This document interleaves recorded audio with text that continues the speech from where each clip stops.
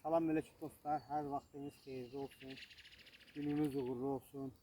Bugün mən kənd həyatından danışacağım. Kənd həyatında ot pişməkdir, odun yarmaqdır, yer əkməkdir. Bunların özü hamısı bir idmana aid olan fiziki işlərdir.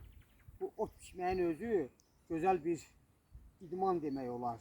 Bütün insanın bütün oynaqları oynuyor, bütün əzələlər oynuyor. Çox gözəldir.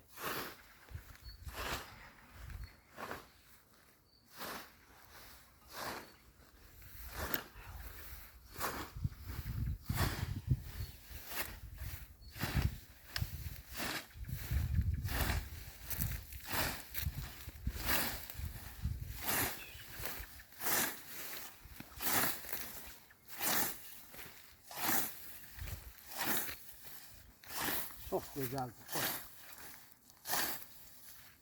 Bütün insanın bütün əzələləri, bütün oyunlar, hamısı hərəkətli olur.